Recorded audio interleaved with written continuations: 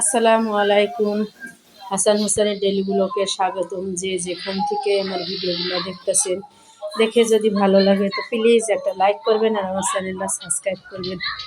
তো এইদিকে দুপুরে খেয়ে দিয়ে এই যে দেখো বন্ধুরা, মাখ করা চাউল বাছতে দিছি।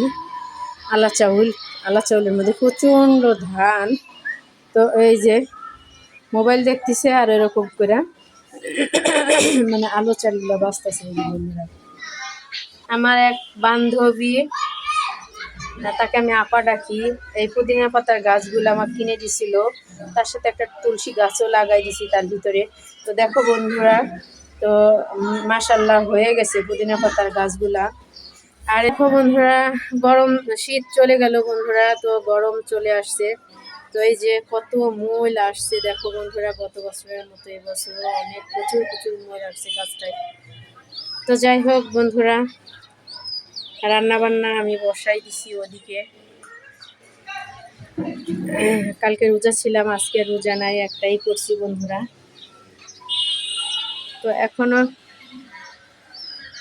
গরম তেমন পড়ে নাই, শীত এখনো হালকা পাতলা আছে। এদিকে বন্ধুরা মাংসগুলা ধুয়ে কেটে রেডি করে নিছি।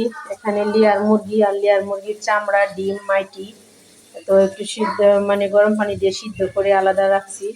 মানে হওয়ার আগ দিয়ে দিব, নাহলে চামড়াগুলা গলে যায়, কেমন ভালো লাগে না। তো এর জন্য ওইভাবেই রাখছি। আর এদিকে বন্ধুরা তেজপাতা, দারচিনি, লবঙ্গ আর দু একটা এলাচ দিয়ে দিছি বন্ধুরা। এলাচ শেষ হয়ে গেছে, তো আর দিয়ে দিছি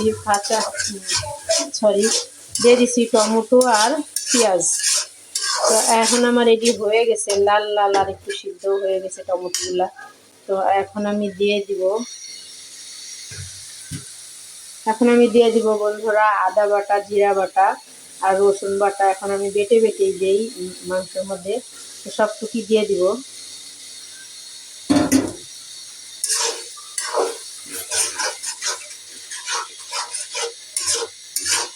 বা আদা বাটাটা একটু কম দিছি আর রসুন বাটাটা একটু বেশি দিছি। রসুন বাটাটা একটু বেশি দিলে মাংসর টেস্টটা ভালো হয় আর খেতেও মজা লাগে। তো আমি এইভাবেই রান্না করি বন্ধুরা।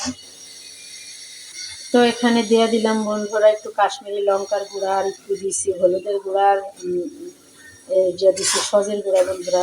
এখন মশলাটা আমি একটু ভালো করে কষায় নিব।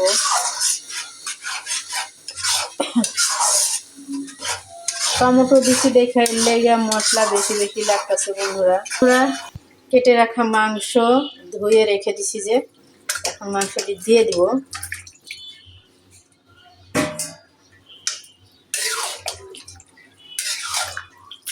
মাংসের মধ্যে একটু পানি ছিল, সেই পানিতেই মাংসটা সিদ্ধ হয়ে যাবে ইনশাল্লাহ।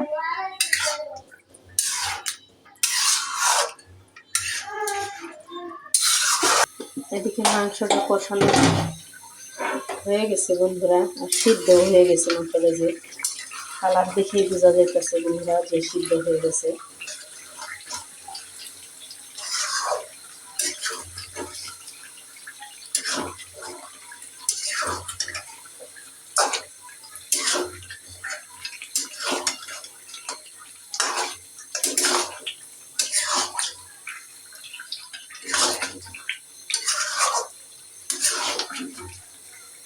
তো এখন এই যে মাংসটা হয়ে গেছে বন্ধুরা, এখন একটু জিরা ভাজা দিয়ে মাংসটা নামাই নিব।